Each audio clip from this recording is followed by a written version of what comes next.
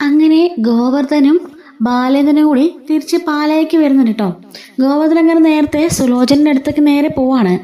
അവിടെ ചെല്ലുമ്പം സുലു ചോദിക്കുന്നുണ്ട്, എങ്കിലും എൻ്റെ ഏട്ടാ ഇത്രയും ദിവസം എവിടെ പോയതായിരുന്നു രണ്ടുപേരും കൂടി? അതും ലോങ് ഡ്രൈവ് ആയിരുന്നല്ലോ, ഒന്നും പറഞ്ഞില്ലല്ലോ. അത് പിന്നെ ബാലേട്ടൻ എന്നോടൊന്നും പറഞ്ഞില്ല. ഇത്ര ദിവസം പോയിട്ടും ഒന്നും പറഞ്ഞില്ലേ? നിങ്ങളൊന്നും ചോദിച്ചില്ലേ? ഇല്ലെന്നേ, ഞാൻ പറഞ്ഞില്ലേ, ആദ്യം പോയത് നമ്മുടെ വൈജയന്തിയുടെ മൂത്ത ആങ്ങളയുണ്ടല്ലോ, അവരെ കാണാനാ, ഗംഗാധര മേനോനെ. അത് കഴിഞ്ഞിട്ട് പിന്നെ കുളത്തപ്പുഴയിൽ ആരോ കാണാൻ പോയി. ഞാനപ്പോഴെല്ലാം പുറത്തു നിന്നത്. ചോദിക്കുമ്പോഴെല്ലാം ബാലേട്ടൻ എന്തൊക്കെയോ ഉത്തരങ്ങൾ പറഞ്ഞു. എനിക്കൊന്നും മനസ്സിലായില്ല. കുപ്പിയിലെ ഭൂതത്തെ പിടിക്കാൻ പോവാണെന്നോ എന്തൊക്കെയോ. ആകെപ്പാടെ വല്ലാത്ത ടെൻഷനിലായിരുന്നു ബാലേട്ടൻ. പിന്നെ ഞാനും കൂടുതൽ ചോദിച്ച് ബുദ്ധിമുട്ടിക്കണ്ടെന്ന് കരുതി. അല്ല, മക്കളെല്ലാം സ്കൂളിൽ പോയോ? ആ പോയി, ഞാൻ പോയിരുന്നു ഇന്ന് അവരുടെ കൂടെ. നല്ല വാശിയായിരുന്നു കേട്ടോ, എങ്കിലും സാരമില്ല, ഞാൻ പറഞ്ഞ് അഡ്ജസ്റ്റ് ചെയ്തു. കുറച്ച് മുട്ടായൊക്കെ മേടിച്ചു കൊടുത്തപ്പോൾ അവർ അഡ്ജസ്റ്റായി എന്ന് പറയുന്നുണ്ട്. അങ്ങനെ വന്ന് ഗോവർദ്ധൻ പെട്ടെന്ന് തന്നെ കുളിച്ചിട്ട് പോകാനൊരുങ്ങാണ്. അല്ല, ഇന്നിനി എങ്ങോട്ടാ? അത് പിന്നെ ജോലിക്ക് പോകണ്ടേ? അത് മാത്രമല്ല, ബാലേട്ടൻ്റെ അടുത്ത് വരെ ഒന്ന് പോണം. ഇത്രയും ദിവസം ബാലൻ്റെ കൂടെയല്ലേ, ഇനി പിന്നെയും പോണോ? അതൊക്കെ ഉണ്ടെന്നേ, ഇനി കമ്പനിയിലെ കാര്യങ്ങളെല്ലാം പോയി നോക്കണ്ടേ എന്നും പറഞ്ഞുകൊണ്ട് ഗോവർദ്ധൻ കുളിച്ച് റെഡിയായിട്ട് അവിടെ നിന്ന് ഇറങ്ങുന്നുണ്ട്. ഗോവർദ്ധൻ വണ്ടി എടുത്തുകൊണ്ട് നേരെ പോണത് വേറെ എങ്ങോട്ടും അല്ല കേട്ടോ, നെടുമുറിക്കൽ വീട്ടിലേക്കാണ്. അവിടെ പോയി അലീനെ കാണണം, എങ്കിൽ മാത്രമേ തനിക്കിനി ഒരു സമാധാനമുള്ളൂ എന്ന് ഗോവർദ്ധൻ മനസ്സിലാക്കാണ്. അങ്ങനെ വണ്ടി എടുത്തുകൊണ്ട് നേരെ ഗോവർദ്ധൻ ബാലേന്ദ്രൻ്റെ വീട്ടിലേക്ക് ചെല്ലുകയാണ് കേട്ടോ. ബാലേന്ദ്രൻ ഈ സമയം നേരെ ഓഫീസിലേക്ക് പോയിട്ടുണ്ട്. അങ്ങനെ ഗോവർദ്ധൻ അവിടെ ചെല്ലുമ്പോഴേക്കും അലീന ഇറങ്ങി വരികയാണ്. ആഹാ, അങ്കിളോ എപ്പോൾ വന്നു എന്ന് ചോദിക്കുമ്പം, അത് പിന്നെ ബാലറ്റിൻ്റെ കൂടെയല്ലേ പോയത്, ബാലറ്റൻ വന്നപ്പോൾ വന്നു. അത് ശരിയാണല്ലോ അല്ലേ? വീട്ടിൽ പോയിട്ട് രാവിലെ ഇറങ്ങിയോ? റെസ്റ്റ് ഒന്നും എടുത്തില്ലേ? ഞങ്ങൾ ഇന്നലെ രാത്രി മൊത്തം റെസ്റ്റ് എടുക്കുകയല്ലായിരുന്നോ ഹോട്ടലിൽ? രാവിലെ പിന്നെ കുറച്ച് ദൂരമല്ലേ ഡ്രൈവ് ചെയ്തുള്ളൂ, അതുകൊണ്ട് വലിയ ക്ഷീണമൊന്നുമില്ല. പിന്നെ 2 ദിവസമായില്ലേ പോയിട്ട്, കമ്പനിയിലെ കാര്യങ്ങളൊക്കെ നോക്കണ്ടേ? ബാലട്ടൻ രാവിലെ തന്നെ പോയല്ലേ, എനിക്കിനി പുറകെ പോകണം എന്ന് പറയാണ്. ആ, എന്തായാലും അച്ഛന് ഇങ്ങനൊരു കൂട്ടുള്ളത് നല്ലതാ. അളിയനും ആകുമ്പം എല്ലാ കാര്യങ്ങളും വിശ്വസിച്ച് ഏൽപ്പിക്കാമല്ലോ അല്ലേ എന്നിങ്ങനെ അലീന പറയുന്നുണ്ട്. അല്ല ഏട്ടാ, അല്ലെങ്കിലേ നിങ്ങൾ എവിടെ പോയതാ ശരിക്കും? അച്ഛനോട് ചോദിച്ചിട്ട് അച്ഛൻ പിടിയൊന്നും തരുന്നില്ല. അങ്ങനെ അവിടെ പോയി ഇവിടെ പോയി എന്നൊക്കെ പറഞ്ഞ് എന്തൊക്കെയോ ഒഴുക്കമൊട്ടി പറയാ. അല്ല, ശരിക്കും നിങ്ങൾ എങ്ങോട്ടേക്ക് പോയത് എന്ന് പറയുന്നുണ്ട്. ആദ്യം നീ ഒരു ചായ എടുക്ക് എന്ന് പറയുമ്പം, അയ്യോ സോറി, ഞാൻ മറന്നുപോയി എന്ന് പറഞ്ഞുകൊണ്ട് അലീന പോയി ചായ എടുക്കാണ്. ഈ സമയം രോഹിത് ഉണ്ടായിരിക്കും കേട്ടോ. രോഹിത് ഒന്ന് സംസാരിച്ചിട്ട് മുകളിലേക്ക് കയറി പോവാണ്. അല്ല മോളെ, കൃഷ്ണയും ബബിത എവിടെ? കൃഷ്ണ ഡാൻസ് ക്ലാസ്സിൽ പോയിരിക്കുക, ബബിതയാണെങ്കിലോ കോളേജിൽ പോയി. ആ, രോഹിത്തിന് സസ്പെൻഷൻ കഴിയാറായില്ലേ? ഇല്ല, കുറച്ച് ദിവസമുണ്ട്. എന്തായാലും അവനിപ്പോൾ ഓക്കെ ആയി. ആ, കണ്ടെത്താനറിയാം. അല്ല, എറണാകുളത്ത് പോയിട്ട് എന്തുണ്ടായിരുന്നു വിശേഷമൊക്കെ? അടിച്ചു പൊളിച്ചോ? പിന്നെ അങ്കിള് കണ്ടതല്ലേ, ഞങ്ങളെല്ലാ പിള്ളേരോടി അടിച്ചു പൊളിച്ചു. ആൻറ്റി അങ്കിളും വന്നില്ല. ബാക്കി ഞങ്ങളെല്ലാം കൂടി സിനിമയ്ക്ക് പോയി, പാർക്കില്, ബീച്ചില്, അങ്ങനെ ഇങ്ങനെ എല്ലായിടത്തും പോയി. പിന്നെ ചിന്നിമോളെ കാണാൻ ഓർഫനേജ് കൊല്ലത്തേക്കും പോയി എന്നൊക്കെ പറയാണ്. എന്തായാലും ഇവിടുന്ന് പോകുന്നതിന് മുമ്പേ സഹോദരങ്ങളുടെ കൂടെ ഒന്ന് അടിച്ചു പൊളിക്കാൻ ഇറങ്ങിയതല്ലേ എന്ന് ചോദിക്കാണ്. അലീന അപ്പോൾ ഒന്നും മിണ്ടുന്നില്ല കേട്ടോ. അല്ല, ഇവിടുന്ന് പോണത് മോക്ക് സന്തോഷമാണോ? അങ്ങനെ ചോദിച്ചാൽ ഒട്ടും സന്തോഷമില്ല. കാരണം എൻ്റെ സഹോദരങ്ങളല്ലേ ഇവിടെ ഉള്ളത്. ഈ വീടുമായിട്ടും എനിക്ക് പ്രത്യേക ഒരു അറ്റാച്ച്മെൻറ്റാ. പക്ഷേ പോയാലേ പറ്റുള്ളൂ. ഒരു സമയം ഇവിടെ നിന്നാൽ മതിയെന്ന് ഈശ്വരൻ തീരുമാനിച്ചാൽ പിന്നെ എന്താ ആംഗിളെ ചെയ്യുക? അതുകൊണ്ട് ഈശ്വരൻ പറഞ്ഞത് ഞാനും അങ്ങ് അനുസരിച്ചു, ഞാനും പോകാൻ തീരുമാനിച്ചു എന്ന് പറയുന്നുണ്ട്. അങ്ങനെ ഗോവർദ്ധനോട് അല്ല ചോദിക്കുകയാണ്, അല്ല ഞാൻ പറഞ്ഞതിൻ്റെ ഉത്തരങ്ങൾ പറഞ്ഞില്ല, എവിടെ പോയെന്ന് പറ. അപ്പോഴേക്കും ഗോവർദ്ധൻ പറയുന്നുണ്ട്, ആദ്യം ഞങ്ങൾ പോയത് ഗംഗാധരമേനോനെ കാണാനാ. ആ, വലിയങ്കളിനെയോ? അതെന്തിനാ? ആ, അതൊക്കെ വലിയൊരു സംഭവമാ. നീലഗിരിക്ക് എന്തിനാ പോയെന്നോ എന്തിനാ ചെന്നേന്നോ ഒന്നും എന്നോട് ബാലട്ടൻ പറഞ്ഞില്ല. എന്നോട് റൂമിൽ നിന്ന് പുറത്തേക്ക് പൊയ്ക്കോളാൻ പറഞ്ഞു. ഞാൻ പുറത്തിറങ്ങി. ഈ സമയത്ത് ആ ഗംഗേട്ടനുണ്ടല്ലോ ഹോട്ടലിലേക്ക് വന്നു. അവിടെ വെച്ചാ രണ്ടുപേരും കണ്ടുമുട്ടിയത്. എന്തൊക്കെയോ സംസാരിച്ചതിന് ശേഷം വേറെ ആളുടെ അഡ്രസ്സ് വാങ്ങിയിട്ട് ഗംഗേട്ടനെ പറഞ്ഞു വിട്ടു. അപ്പം നിങ്ങൾ വീട്ടിലേക്ക് പോയില്ലേ? ഇല്ല, ഹോട്ടലിൽ വെച്ച് സംസാരിച്ചത്. അതിനുശേഷം അവിടുന്ന് ഒരാളുടെ അഡ്രസ്സ് മേടിച്ചിട്ട് കൊട്ടാരമറ്റം എന്ന് പറഞ്ഞ് തറവാട്ടിലേക്ക് പോയി. കൊട്ടാരമറ്റോ? അതെവിടെയോ കേട്ടതുപോലെ ഉണ്ടല്ലോ. ആ പറഞ്ഞ കേക്ക്. അങ്ങനെ ആ തറവാട്ടിലേക്ക് പോയി ഒരു വല്യപ്പച്ചനെ കണ്ടു. വല്യപ്പച്ചനും അയാളുടെ മോനും പിന്നെ പയ്യന്റെ ഭാര്യയും ഉണ്ടായിരുന്നു. അവരോട് സംസാരിച്ചു. അപ്പോഴും ഞാൻ പുറത്തുനിന്ന് നിന്നത് എന്താ സംഭവമെന്നോ എന്താ കാര്യമെന്നോ ഒന്നും പറഞ്ഞില്ല. എനിക്ക് പുറത്തേക്ക് കൊണ്ടുവന്ന് കോഫി കുടിച്ചു, ഞാൻ അവിടെ നിന്ന് കുടിച്ചു. കോഫി തന്നു, ഞാൻ അവിടുന്ന് കുടിച്ചു. അതിനുശേഷം വണ്ടി എടുത്തുകൊണ്ട് ബാലട്ടൻ വരാൻ പറഞ്ഞു. ഞാൻ വന്നു. അവിടുന്ന് ഒരു അഡ്രസ്സാണ് മേടിച്ചത്, കൊളുത്തുപുഴക്കാരൻ്റെ ഒരു അഡ്രസ്സ്. അല്ല, അവിടെ ആരായിരുന്നു? ആ അത് പറഞ്ഞ കേക്ക്. അത് വലിയൊരു സംഭവം അലീന.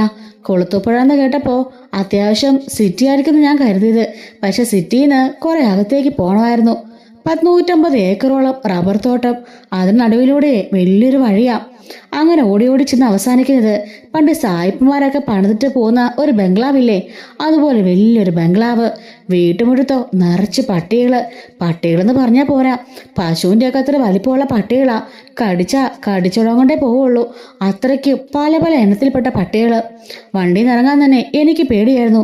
പക്ഷേ ബാലട്ടൻ പേടിക്കാതെ അവിടെ നിന്ന് ഇറങ്ങി. അയ്യോ, എന്നിട്ട് ഉപദ്രവിച്ചോ? ഏയ്, അങ്ങനൊന്നും ചെയ്തില്ല. ഞാൻ പേടിച്ചു ചെന്നു. അപ്പോഴേക്കും അവിടുത്തെ ഒരു കെയർ ടേക്കർ വന്നു, ആൻ്റപ്പൻ. അയാൾ വന്ന് പട്ടിയൊക്കെ ഓടിച്ചു വിട്ടു. പിന്നെയാ എനിക്ക് സമാധാനമായത്. ഞാൻ സിറ്റ് ഔട്ടിലിരുന്നതേ ഉള്ളൂ. അവിടെയും ബാലേട്ടൻ നേരിട്ടാ കയറി ചെന്നത്. അപ്പൊ അവിടെയും കയറിപ്പോയില്ലേ? ഇല്ലെന്നേ, അതല്ലേ ഞാൻ പറഞ്ഞത്. എല്ലായിടത്തും ഞാൻ വാതുക്കലായിരുന്നു. ആൻ്റപ്പൻ ചോദിക്കാ ഞാൻ ഡ്രൈവർ ആണോന്ന്. അത്രയ്ക്ക് സംശയമായിപ്പോയി ആളുകൾക്കെല്ലാം. പിന്നെ അവിടെ നടന്ന് ഞാൻ ആ പരിസരമൊക്കെ കാണുമായിരുന്നു. പ്രാവിൻ്റെ കൂട്, പട്ടിക്കൂട്, പിന്നെ ഒരു കുളം, അവിടുത്തെ റബ്ബറിൻ്റെ എസ്റ്റേറ്റ്, അങ്ങനെ പലതും കണ്ടു. കുറേ സമയമെടുത്തു രണ്ടുപേരും സംസാരിച്ച് കഴിയാനായിട്ട്. അങ്ങനെ അവിടെ നിന്ന് സംസാരിച്ചിട്ട് ബാലട്ടൻ ഇറങ്ങി വന്നപ്പോൾ വേറൊരു ജോലിക്കാരനും കൂടി അവിടെ നിന്ന് ഇറങ്ങി വന്നു. അങ്ങനെ ഞങ്ങൾ നേരെ വണ്ടിയെടുത്ത് പിന്നെ പോയത് ഹോട്ടൽ മുറിയിലേക്കാ. അവിടെ റെസ്റ്റ് എടുത്തിട്ട് പിറ്റേ ദിവസം ഇങ്ങ് പോന്നു. അപ്പം ഈ കണ്ട ആളുകളെ ഒന്നും അങ്കിള് കണ്ടില്ലേ? എന്തിനാ പോയെന്ന് പറഞ്ഞില്ലേ? പോയെന്തിനാന്ന് അലീനയ്ക്ക് അറിയാലോ. അലീന ഇവിടുന്ന് പോകുമ്പം അലീനനെ സുരക്ഷിതമായിട്ട് ഒരു സ്ഥലത്ത് ഏൽപ്പിക്കണമെന്ന് ബാലേട്ടനുണ്ട്. അതിനുവേണ്ടിയാ പോയത്. അതെനിക്ക് മനസ്സിലായി. എങ്ങോട്ടോ എന്നെ മാറ്റിപ്പറപ്പിക്കാൻ പോവാ. ഏറ്റവും സുരക്ഷിതമായ സ്ഥലത്തെ എൻ്റെ അച്ഛൻ എനിക്ക് തരുവുള്ളെന്ന് എനിക്കറിയാം. പക്ഷെ ഇതെവിടെയാണെന്നാ എനിക്ക് മനസ്സിലാവാത്ത അങ്കിളെ. അങ്കിൾ വന്നപ്പോൾ എനിക്കൊരു പിടിവിളി ഉണ്ടായിരുന്നു, അറിയാൻ പറ്റുമെന്ന്. അത് മിസ്സായല്ലോ. തിരിച്ച് ആ ബംഗ്ലാവിൽ നിന്ന് ഇറങ്ങിയപ്പോഴേ കാറിൽ കയറിയപ്പോൾ ഞാൻ ബാലേട്ടനോട് ചോദിച്ചു, ശരിക്കും ആരെ കാണാനാ പോയത്, എന്തിനാ പോയത്, എന്താ സംഭവം എന്നൊക്കെ. അപ്പോൾ ബാലേട്ടൻ ഹോട്ടൽ മുറി വന്നിട്ട് എന്നോടൊരു കാര്യം പറയാമെന്ന് പറഞ്ഞു. അങ്ങനെ ഹോട്ടലിൽ ചെന്ന് കഴിഞ്ഞപ്പോൾ ഞാൻ കുറച്ച് സത്യങ്ങളെല്ലാം ബാലേട്ടൻ്റെ വായി നിറഞ്ഞു എന്ന് പറയുമ്പം എന്താ അങ്കിളെ എന്ന് ചോദിക്കാണ്. അലീന ഇത്രയും കാലം ബാലേട്ടൻ്റെ മകളാ നീയെന്നാ എല്ലാവരോടും പറഞ്ഞിരുന്നേ അല്ലേ എന്ന് ചോദിക്കുമ്പോഴേക്കും അലീന ഒന്ന് തല താഴ്ത്താണ്. എന്താ അലീന നീയൊന്നും പറയാത്തത്? ഞങ്ങളെല്ലാവരും അങ്ങനെ വിശ്വസിച്ചത്. ബാലേട്ടന് അവിഹിതത്തിൽ പിറന്ന ഒരു കുട്ടി അങ്ങനെ കരുതിക്കൊണ്ടാ ഞാനും ഇരുന്നത്.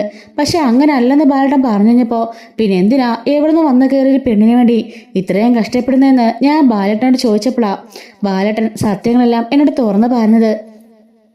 നീ ബാലേട്ടന് സ്വന്തം മകളെ പോലെയാണെന്ന്. അത് മാത്രമല്ല, നിനക്ക് ഏറ്റവും ഉത്തമമായ ഒരു സ്ഥലത്ത് തന്നെ നിന്നെ കൊണ്ടാക്കുമെന്നും ബാലേട്ടൻ എന്നോട് പറഞ്ഞു. അപ്പോഴാ എന്നോട് ഈ സത്യങ്ങളെല്ലാം തുറന്നു പറഞ്ഞത്. അല്ല, എന്താ അങ്കിളിനോട് അച്ഛൻ പറഞ്ഞത്? വേറൊന്നുമല്ല, നീ ആരുടെ മകളാന്നുള്ള കാര്യം. അപ്പോഴേക്കും അലിനെ ഞെട്ടലോടെ കൂടിയിട്ട് നമ്മുടെ ഗോവർദ്ധനെ നോക്കാണ്. അല്ല, അച്ഛൻ എന്താ പറഞ്ഞേ? വേറൊന്നുമല്ല, വൈജയുടെ കാര്യമാണ് പറഞ്ഞത്.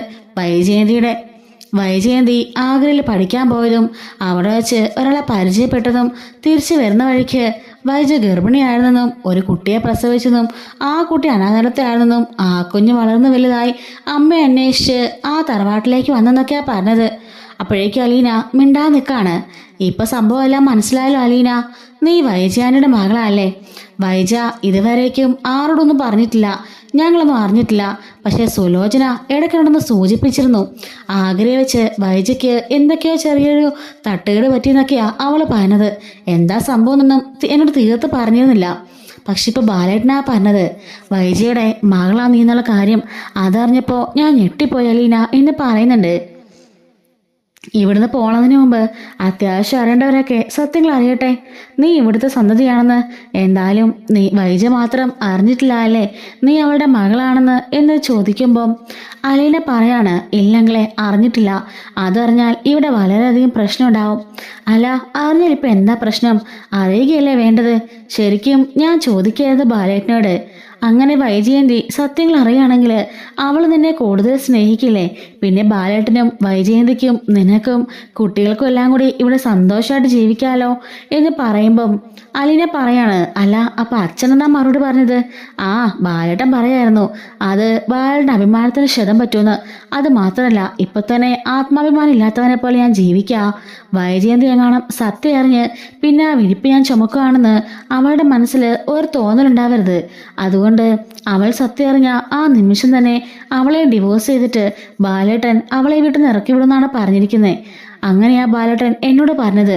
അതുകൊണ്ടാ വൈജിയോട് സത്യങ്ങളൊന്നും പറയാത്തെന്നാ ബാലേട്ടൻ പറഞ്ഞത്. അപ്പോൾ അലീന പറയാണ്, അത് തന്നെ ഞങ്ങളെ പ്രശ്നവും. ഞാനും പറഞ്ഞതാ അമ്മയോട് സത്യങ്ങളെല്ലാം പറയാന്ന്. പക്ഷേ അമ്മ അറിഞ്ഞാല് പിന്നീട് ഒരിക്കലും അച്ഛൻ നമ്മളിവിടെ ജീവിക്കില്ല, ഡിവോഴ്സ് ചെയ്യാനാ പറഞ്ഞത്. ആ ഒരു കാര്യം പേടിച്ചിട്ടാ ആരും അമ്മയോട് പറയാത്തത്. ഈ വിവരം ശിവനങ്കലിനും രാജീവനങ്കലിനും പിന്നെ കൃഷ്ണമോക്കും അറിയാം, മനുവേട്ടനും അറിയാം എന്ന് പറയുമ്പം കൃഷ്ണമോക്ക് അറിയോ എന്ന് ചോദിക്കുമ്പം അറിയാങ്ങളെ എന്ന് പറയാണ്. എന്നിട്ട് അവളെന്ത് പറഞ്ഞു? അറിഞ്ഞപ്പോൾ അവൾക്ക് വലിയ സന്തോഷാ.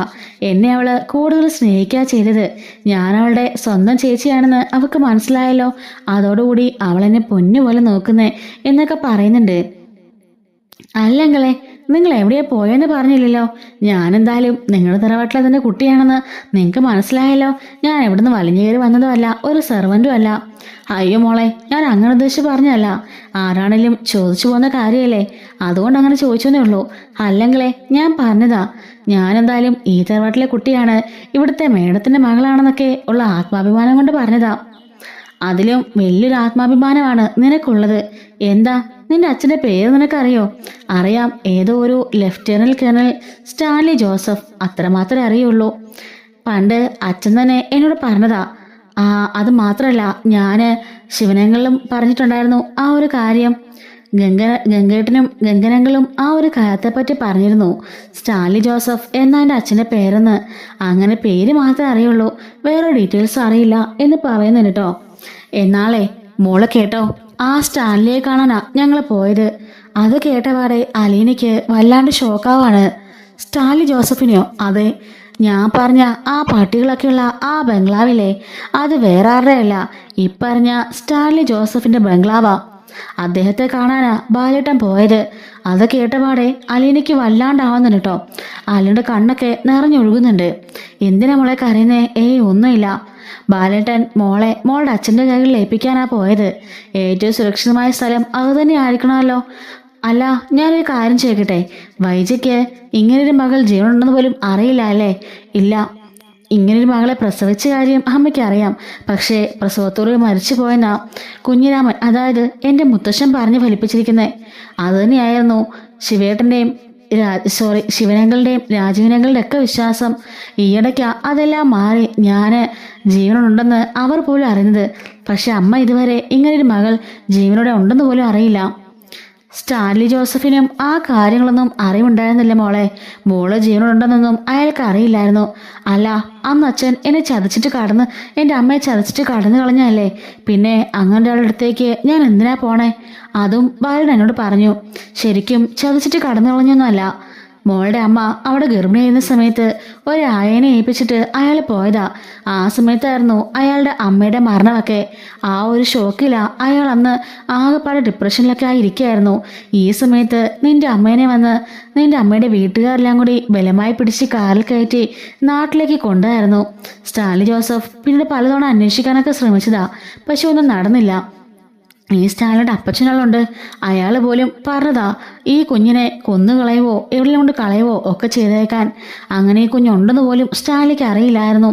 ഇപ്പോഴാ സ്റ്റാൻലി മനസ്സിലാക്കുന്നേ അങ്ങനെ ഒരു കുഞ്ഞുണ്ട്, ആ കുഞ്ഞ് മരിച്ചു പോയിട്ടില്ല എന്നൊക്കെയുള്ള കാര്യങ്ങൾ. പിന്നീടൊന്നും സ്റ്റാൻലി ആ കുഞ്ഞിനെക്കുറിച്ച് അന്വേഷിക്കുകയോ വൈജിയെക്കുറിച്ച് അന്വേഷിക്കുകയോ ഒന്നും ചെയ്തില്ല. അയാൾ വേറെ വിവാഹം കഴിച്ചു, വേറെ കുടുംബമായി താമസിക്കാനും തുടങ്ങി. വൈജിയും ഇതുപോലെ തന്നെ ഒന്നെങ്കിൽ ആ കുഞ്ഞിനെ വളർത്തി കാണും, അല്ലെങ്കിൽ ആ കുഞ്ഞ് ഉണ്ടായി കാണില്ല, അവൾ എങ്ങനെയൊക്കെ ജീവിച്ചോട്ടെ എന്നും അയാൾ കരുതിയിട്ടുണ്ട്. അതാ ശരിക്കും സംഭവിച്ചത് എന്ന് പറയാണ്. അങ്ങനെ നോക്കുകയാണെങ്കിലും എൻ്റെ അമ്മയെ ചതിച്ച മട്ട് തന്നെയല്ലേ. എങ്ങനെയെങ്കിലുമൊക്കെ വന്ന് അന്വേഷിക്കായിരുന്നല്ലോ. സ്വന്തം മകള് ജീവനുണ്ടോ എന്നെങ്കിലും അയാൾക്കൊന്ന് അന്വേഷിച്ചിടായിരുന്നോ? മരിച്ചു പോയോ അതോ ജീവനുണ്ടോ, വളർത്തുന്നുണ്ടോ? 10-23 വർഷം ആയില്ലേ, ആ മകൾ എന്തോരം ഉണ്ട്, എങ്ങനെയെങ്കിലും അയാളൊന്ന് അന്വേഷിച്ചോ? ഇല്ലല്ലോ. പിന്നെ എന്തിനാ അങ്ങനെ അച്ഛനടുത്തേക്ക് കൊണ്ടുപോണത്? ഓരോരുത്തരെയും ഓരോ ജീവിത സാഹചര്യങ്ങളല്ലേ മോളെ. അന്നത്തെ കാലമല്ലേ. ഈ കുടുംബക്കാർക്കൊക്കെ ഒരു കുഴപ്പമുണ്ടല്ലോ, അന്തസ്സും അഭിമാനമൊക്കെ നോക്കി നടക്കുന്ന കുറെ കൂട്ടരായിരുന്നല്ലോ അന്നൊക്കെ. ഇങ്ങനെയൊക്കെ എന്തെങ്കിലും സംഭവിച്ചെന്ന് പറഞ്ഞാൽ ഈ ചെവി അറിയാതെ തീർത്ത് കളയും മോളെ. അന്നൊക്കെ അങ്ങനെ ആയിരുന്നു. അന്തസ്സിന് വേണ്ടി എന്തും ചെയ്യുന്ന കുറെ തറവാട്ടുകാരായിരുന്നു. ഒന്നാമത്തെ കേസ് വൈജയന്തി ഒരു ഹിന്ദുവും പിന്നെ സ്റ്റാലിൻ ഒരു ക്രിസ്ത്യനും ആയിരുന്നല്ലോ. അതുതന്നെയായിരുന്നു അന്നത്തെ പ്രശ്നം. അതുകൊണ്ടാ വൈജയനെയും സ്റ്റാലിനെ ഒരുമിപ്പിക്കാതെ ഗർഭിണിയായിട്ട് പോലും അവളെ വലിച്ചു കയറ്റി കാറിലിട്ട് കൊണ്ടുപോയത് പോലും. സ്റ്റാലിയും പിന്നീട് സ്വന്തം വീട്ടുകാരുടെയും അച്ഛൻ്റെ ഒക്കെ ആ ഒരു പ്രഷറിന് പുറത്താ അവിടെ നിന്ന് പോയത്. പിന്നെ അമ്മയുടെ വിയോഗവും എല്ലാം കൂടെ ആയപ്പോൾ അയാളും തകർന്നു പോയി കാണും. അതൊക്കെ ആയിരിക്കും സംഭവിച്ചത്. അപ്പോൾ എന്നെ അങ്ങോട്ട് കൊണ്ടുപോകാൻ തന്നെയാണോ അച്ഛൻ തീരുമാനിച്ചിരിക്കുന്നത്? അതേ മോളെ, അങ്ങോട്ട് കൊണ്ടുപോകാനാ തീരുമാനം. എന്തായാലും മോൾ ഇവിടുന്ന് എവിടെയോട്ടെങ്കിലും പോവാണെന്നല്ലേ പറഞ്ഞത്. സ്വന്തം അച്ഛനടുത്തേക്ക് പോട്ടെ എന്ന് ബാലേട്ടൻ തീരുമാനിച്ചു. മോളിനി ജോലിക്കൊന്നും പോകുന്നത് ബാലേട്ടന് ഇഷ്ടമില്ല. വേറെ വീട്ടിൽ പോയി തങ്ങുന്നതും അവിടെ ജോലിക്കാരോട് നിൽക്കുന്നതൊന്നും ബാലേട്ടന് ഇഷ്ടമില്ലെന്ന് മോൾക്കറിയാലോ. അതുകൊണ്ടാ അവിടെ കൊണ്ട് ഏൽപ്പിക്കാൻ തീരുമാനിച്ചേ. ഇത്രയും കാലം മോളുടെ അമ്മയുടെ കൂടെ ജീവിച്ചില്ലേ, എന്നിട്ടും തിരിച്ചറിഞ്ഞില്ലല്ലോ. പക്ഷെ ഇത്തവണ അങ്ങനെയല്ല. സ്റ്റാൻലിയോട് മോളുടെ എല്ലാ കാര്യങ്ങളും പറഞ്ഞിട്ടുണ്ട്. അങ്ങനെ മോളെ സ്വന്തം അച്ഛനടുത്തേക്ക് കൊണ്ടുപോവാം. അച്ഛനും മകളെയും മകൾ അച്ഛനെയും കാണാം, മനസ്സിലാക്കാം, നിങ്ങൾക്ക് സ്നേഹിക്കാം, എല്ലാം ചെയ്യാം. അതിന് മോക്ക് അത്രയും നല്ലൊരു ബംഗ്ലാവും വീടും അച്ഛനും എല്ലാം ഉണ്ട്. അതുകൊണ്ട് മോക്കിനെ അഭിമാനിക്കാം. മോക്ക് അച്ഛനില്ലാത്തവളോ അമ്മയില്ലാത്തവളോ അനാഥയോ ഒന്നുമല്ല. വലിയൊരു തറവാട്ടിലെ സന്തതിയാ മോള്. കൊട്ടാരമറ്റത്തിൽ ഔദക്കുട്ടിയുടെ മകൻ കേണൽ സ്റ്റാൻലി ജോസഫിന്റെ മകൾ.